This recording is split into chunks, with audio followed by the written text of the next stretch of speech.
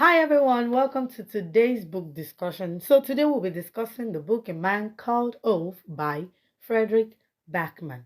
There are some books that you read that stays with you for a very long time, and this book happens to be one of them.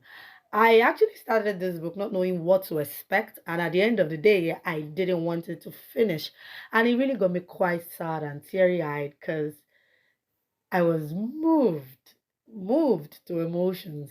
Now, the author focuses on a man called Ov who has certain societal disabilities like inability to communicate with other people, inability to really accommodate other people in a manner that is considered very good or something of such. But in all of this, he finds himself to have fallen in love with a very beautiful lady, one who helps him overcome his fears. Now, if you want to get something from Ov, you have to put it in the mind of his wife, and he would do anything, absolutely anything for his wife. And now, in all of this, we find Mr. Ov losing his wife and his unborn child. Now, imagine what loss could do to a person. He fell into a state of despair, always trying to find different ways to take himself away from the earth and find himself again with his wife in the afterlife. So the book centers around Mr. Ov's certain actions towards committing suicide and how unproductive and unsuccessful all these endeavors went.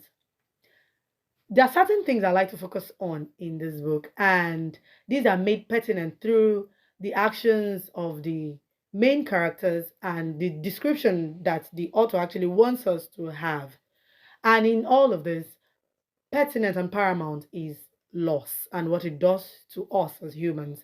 Now, we find a man who does not find himself really comfortable in being with other people, lose his wife and his unborn child.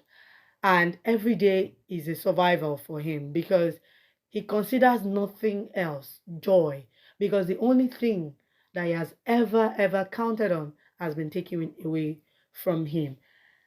Wow, honestly, you would love Ov. You would really love to read and know about Ov. Another pertinent thing described also in this book by the author is the importance of friendship. And not just friendship, good friendship.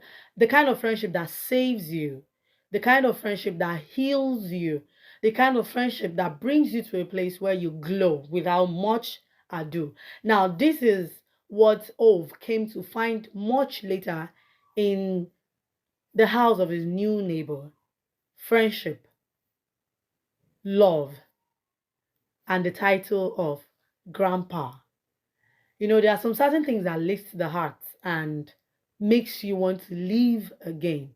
Now, these are the benefits of having good people around you, people who want to see you live every day, irrespective of how major the problem may be or how serious the circumstances may actually be. And also, I'd really like to talk about suicide as described by the author.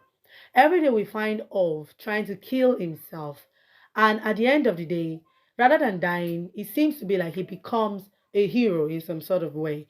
But every day we see his focus, his struggle, his actions towards taking his own life.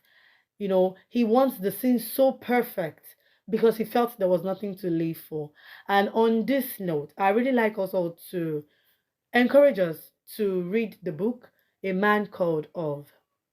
At first, you might find it a bit distracting, but along the line, you will find it to be a book that you can actually relate to in certain circumstances and a book that you would actually love. And I also encourage us to live life and really be happy. If Ov had actually killed himself, he wouldn't have come to find out that his neighbor is such a wonderful person and that life can actually be beautiful for him again.